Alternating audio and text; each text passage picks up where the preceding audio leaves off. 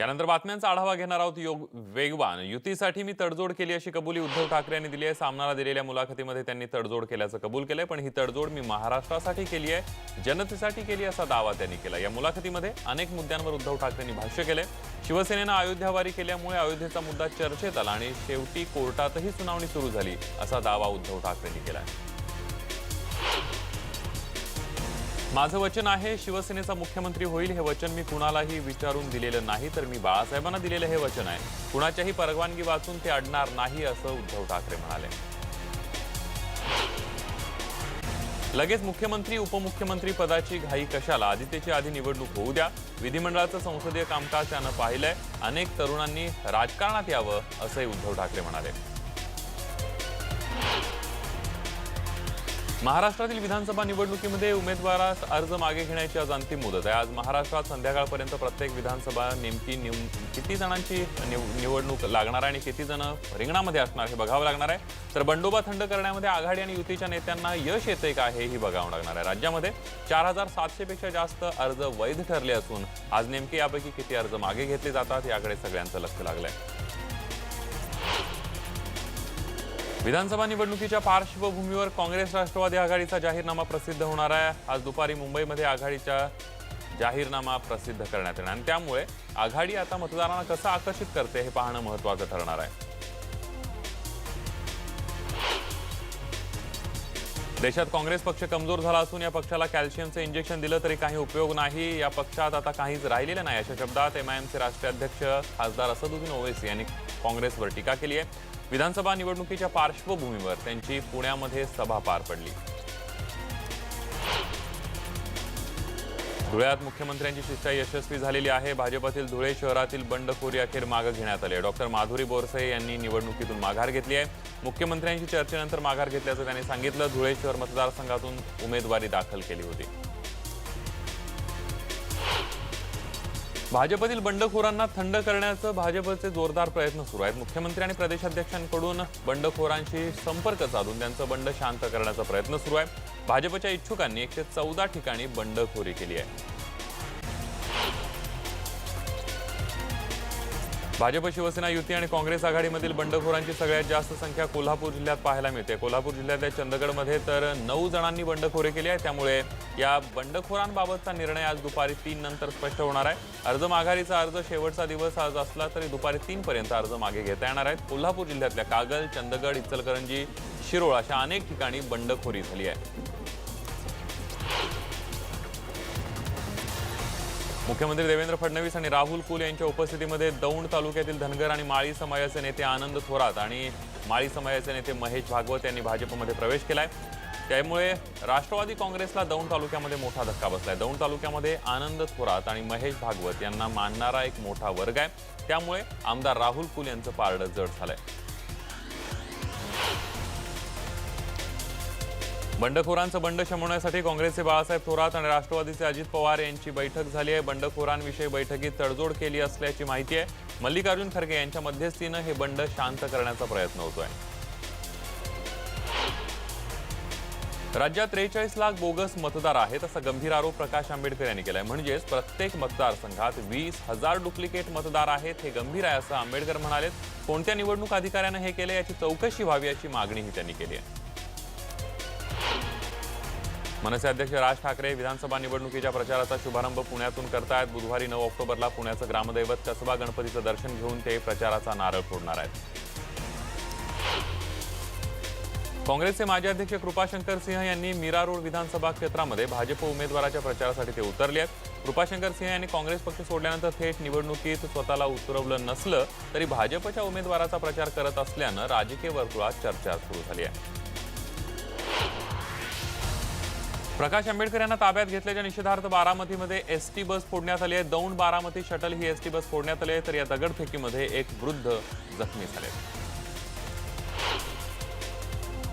रॅपच्या मदतीनं राष्ट्रवादी काँग्रेसनं सरकारवर हल्लाबोल केलाय. प्रचाराचा नवा फंडा यंदा राष्ट्रवादी काँग्रेस वापरताना दिसतेय. मराठी रॅपच्या माध्यमातून काही तरुण बेरोजगार तरुणांनी पोट कसं भरायचं असा सवाल उपस्थित केलाय. विधानसभा निवडणुकीमध्ये मतदानाचा हक्क बजावता यावा यासाठी राज्य सरकारने एका अधिसूचनेद्वारे 21 ऑक्टोबरला मतदानाच्या दिवशी सर्व विधानसभा मतदारसंघात सार्वजनिक सुट्टी जाहीर केली आहे. राज्य आणि केंद्र सरकारची कार्यालय, निमशासकीय कार्यालय, महामंडळ, मंडळ, सार्वजनिक उपक्रम, बँका आदींनाही ही सार्वजनिक सुट्टी लागू राहणार आहे. विधानसभा निवडणुकीदरम्यान 19 ते 21 आणि 24 ऑक्टोबर या मतमोजणीच्या दिवशी मद्य विक्री पूर्णपणे बंद ठेवण्याचे निर्देश जिल्हाधिकारी तथा जिल्हा निवडणूक अधिकारी शिवाजी जोंधळे यांनी दिलेत. या आदेशाचं उल्लंघन झाल्यास परवाना कायमस्वरूपी रद्द केला जाणार आहे. आरेतील आणखी झाडं तोडू नका अशी सूचना सुप्रीम कोर्टानं राज्य सरकारला दिली आहे, तर राज्य सरकारनंही आणखी झाडं तोडणार नसल्याचं कोर्टात स्पष्ट केलं आहे. आरेतली झाडं तोडल्याचं दुःख मला एकट्यालाच नाही तर सगळ्या मुंबईकरांना झालंय. जी झाडं तोडली आहेत त्याच ठिकाणी आपण सगळे झाडं लावू अशी प्रतिक्रिया आता आदित्य ठाकरेंनी दिली आहे. नाशिकमध्ये मुसळधार पावसानं चांगलाच धुमाकूळ घातलाय. सव्वा तासात नाशिकमध्ये 40 मिलीमीटर पाऊस झालाय. दमदार कोसळणाऱ्या पावसामुळे रामकुंड, सीताकुंड, लक्ष्मणकुंड पूर्ण पाण्याखाली गेलेत, तर पावसामुळे एका चारचाकी सुद्धा पाण्यात वाहून गेले, तर अनेक वाहनं पाण्याखाली आल्याचं चित्र पाहायला मिळत आहे. नाशिकमध्ये दमदार पावसामुळे शहरातील जिल्हाधिकारी परिसरामध्ये पाणीच पाणी झालेलं आहे. या भागामध्ये चक्क दुचाकी पाण्याखाली गेलेत, तर शहरातील दुसऱ्या इतर भागात मात्र कोरडा परिसर आहे. वाशिम शहरासह ग्रामीण भागामध्ये वादळी आणि विजांच्या कडकडाटासह पडलेल्या जोरदार पावसामुळे खरीपाच्या सोयाबीन पिकाला मोठा फटका बसलाय. रिसोड तालुक्यातल्या ग्रामीण परिसरामध्ये 1 तासाहून अधिक वेळ कुठे हलका तर कुठे मध्यम स्वरूपाचा पाऊस पडलाय. 7 ते 12 ऑक्टोबरमध्ये राज्यात वादळी पावसाचा इशारा हवामान तज्ज्ञांकडून देण्यात आलाय. शेतकऱ्यांनी काढणी केलेल्या पिकांना सुरक्षित ठेवण्याचं कृषी विभागाकडून आवाहन करण्यात आलंय. मराठवाडा आणि मध्य महाराष्ट्रातही पावसाचा इशारा देण्यात आलाय. गेल्या काही दिवसांच्या तुलनेमध्ये मार्केट यार्डातील तरकारी विभागामध्ये फळभाज्यांची आवक वाढली आहे. आवक वाढली असली तरीही मागणी वाढल्यानं गवार, टोमॅटो, फ्लावर, कोबी आणि मटारच्या दरांमध्ये वाढ झाली आहे. मात्र इतर सर्व फळभाज्यांचे दर स्थिर आहेत. भुसावळ शहरातील नगरसेवक रवींद्र उर्फ हंप्या खरात यांच्यावर त्यांची पत्नी आणि 2 मुलं मोठ्या भावावर पूर्ववैमनस्यातून चाकू करण्यात आलेला आहे, तर गोळीबार सुद्धा करण्यात आला. या घटनेमध्ये 5 जणांचा मृत्यू झाला आहे, तर नगरसेवक खरात आणि यांच्या पत्नी आणि 2 मुलं अन्य एक असे 4 जण गंभीर जखमी झाले.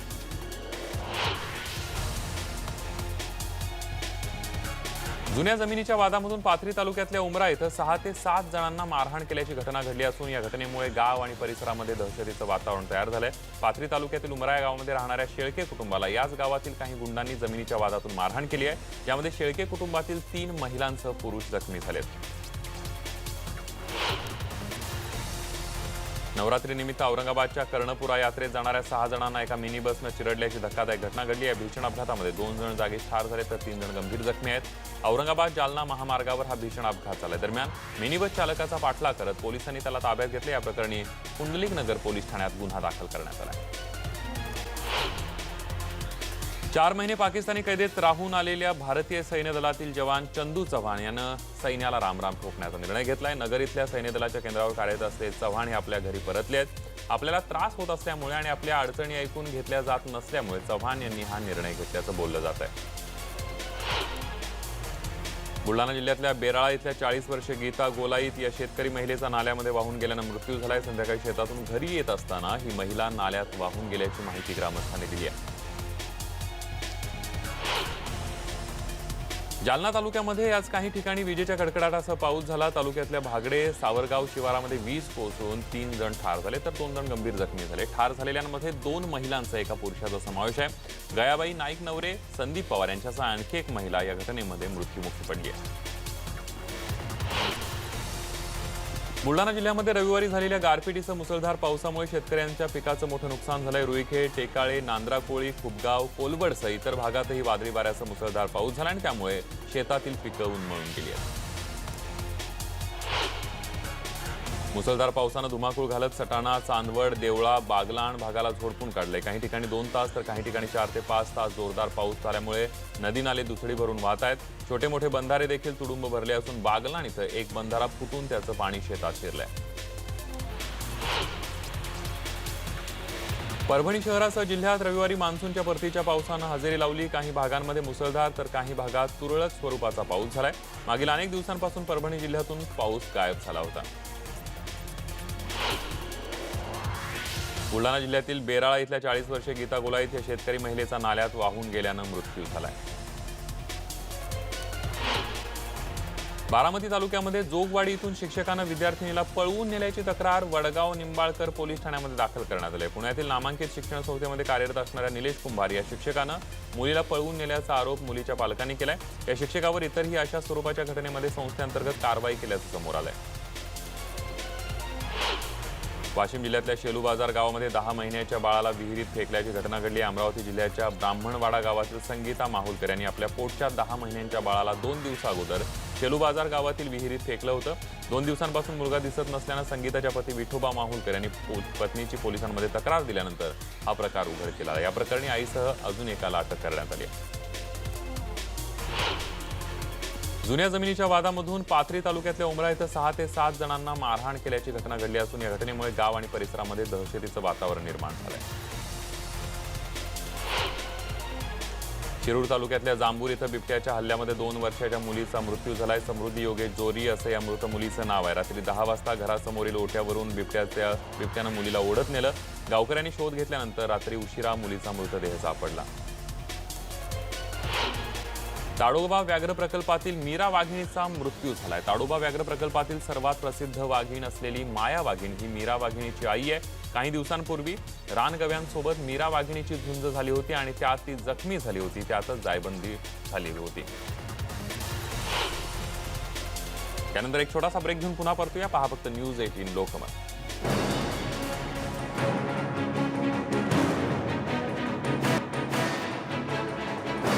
ब्रेकनंतर बघूयात इतरही काही बातम्या। नवरात्रीमध्ये सर्वत्र गरब्याचा उत्साह पाहायला मिळतोय। कल्याणमध्ये चक्क लोकलमध्ये महिलांनी गरबा खेळून आनंद साजरा केला।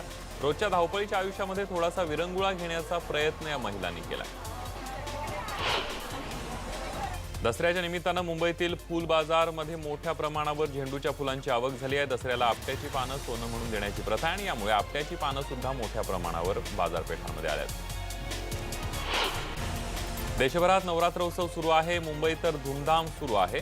चेंबूरच्या टिळकनगरमध्ये नवरात्र मित्र मंडळाचं 25वं वर्ष या रौप्य महोत्सवी वर्षी विशेष महाल तयार करण्यात आला असून अष्टभुजा देवीची स्थापना करण्यात आली। 10 दिवस विविध धार्मिक सांस्कृतिक कार्यक्रमांचं आयोजन करण्यात येत आहे। त्या ठिकाणी महिला शक्तीला प्राधान्य देण्यात आलंय। शारदीय नवरात्रोत्सवाला विरार आकाशीमधील विष्णू मंदिरामध्ये गेली 51 वर्ष अष्टमीला तांदळाच्या पिठापासून महालक्ष्मी देवीची मूर्ती बनवण्यात येते। पंचक्रोशीतील महिला मध्यरात्रीपर्यंत या देवीचं दर्शन घेण्यासाठी मोठी गर्दी करतात। साडी चोळी नेसून देवीची विधिवत पूजा केली जाते। खणा नारळाची ओटी भरल्यानंतर देवीचं दर्शन भाविकांना घेण्यास सुरुवात होते। रात्री 12 वाजेपर्यंत दर्शनासाठी भाविक मोठी गर्दी करत असतात।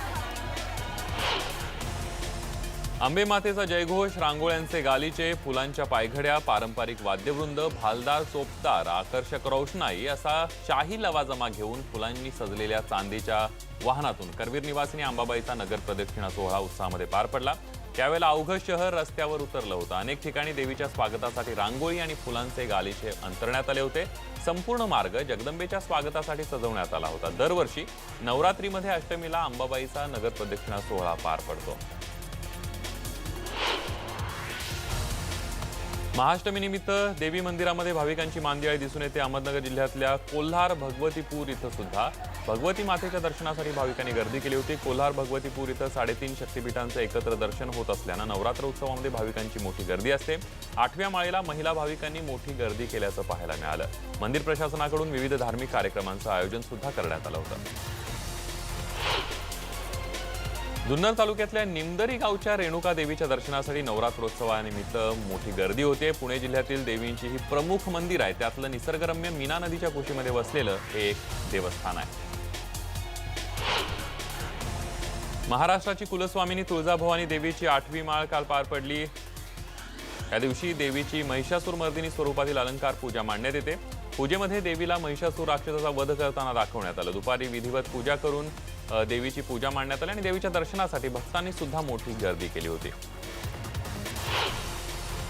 बुलढाणा जिल्ह्यातल्या खामगावात सध्या महिला शक्तीचा जागर सुरू आहे। यशोधरा नगरातली नवदुर्गा उत्सव मंडळानं पुरुषप्रधान संस्कृतीला फाटा देत नवरात्रीची अष्टमीची पूजा पुरुषांसोबत न करता महिलांच्या जोडीनं पूर्ण करून एक नवा पायंडा पाडलाय। या मंडळानं महिलांना प्रोत्साहन देण्यासाठी आणि त्यांच्या कलागुणांना वाव मिळावा यासाठी दरवर्षी नवदुर्गा उत्सवामध्ये विविध सांस्कृतिक कार्यक्रमांचं आयोजन केलं जातं। खानदेशातील धुळे जिल्ह्यातल्या पेडकाई देवी मंदिरामध्ये नवरात्रोत्सव मोठ्या उत्साहामध्ये साजरा केला जातोय। सिंदखेडा तालुक्यामधल्या पेडका गावाच्या डोंगरावर हे पेडकाई देवीचं मंदिर असून या मंदिराला हजारो वर्षांची परंपरा आहे। भक्तांच्या रक्षणासाठी पेडकाई देवी स्वयं प्रकटल्याची भाविकांमध्ये श्रद्धा आहे। दरवर्षी नवरात्री उत्सवामध्ये लाखो भाविक या देवीचं दर्शन घेतात। गडचिरोली जिल्हा तेलंगणाच्या सीमेला लागून आहे। तेलंगणासह गडचिरोली जिल्ह्यातल्या सिरोंचा, अहेरी, एटापल्ली या 3 तालुक्यात रंगीबेरंगी फुलांचा बतकम्मा सण पार पडला। फुलांपासून तयार केलेला तसंच गौरीची प्रतिकृती समजल्या जाणाऱ्या बतकम्माचं नदीत विसर्जन करण्यात आलं। विशाखापट्टणममधील दैती देवी आणि मंदिरातील गाभाऱ्याला सोनं आणि नोटांची सजावट करण्यात आली। हा गाभारा सजवण्यासाठी 4 किलो सोनं आणि जवळपास 2 कोटी रुपयांचा वापर करण्यात आलाय। कन्याका परमेश्वरी मंदिरामध्ये ही सजावट करण्यात आली आहे। देवीच्या दर्शनासाठी हजारो भाविक मंदिराला भेट देत आहेत। तृणमूल काँग्रेसच्या खासदार नुसरत जहां शनिवारी पारंपरिक वेशभूषेत दुर्गादेवीच्या पूजेत सहभागी झाल्या। पती निखिल सोबत नुसरतने देवीचं दर्शन घेतलं। दरम्यान यावेळेला निखिल वाद्य वाजवत होता तर नुसरतने त्यावर ठेका धरला। नुसरत निखिलचं पारंपरिक वेशभूषेतील फोटो सोशल मीडियावर व्हायरल झाले। अष्टमीनिमित्त बिग बी अमिताभ बच्चन आणि अभिनेत्री जया बच्चन यांनी जुहू इथल्या मंदिरामध्ये दुर्गादेवीचं दर्शन घेतलं। यावेळेला त्यांनी देवीची पूजाही केली। अभिनेत्री काजोलही यामध्ये सहभागी झाली होती। यावेळेला जया बच्चन, अमिताभ बच्चन आणि काजोल पारंपरिक वेशभूषेत पाहायला मिळाले। अभिनेत्री राणी मुखर्जी मुंबईत साजरी होणाऱ्या दुर्गापूजेमध्ये सहभागी झाली आणि तिनं दुर्गा मातेचं दर्शन घेतलं। सगळीकडे गरब्याची धूम सुरू आहे आणि मध्य प्रदेशातल्या इंदूरमध्ये एक खास गरबा पाहायला मिळाला। अष्टमीच्या निमित्तानं महेश दृष्टीहीन कल्याण संघच्या वतीनं हा अंध मुलींचा खास गरबा आयोजित करण्यात आला होता। अगदी पारंपरिक वेशभूषेमध्ये या मुली उत्साहानं सहभागी झाल्या होत्या।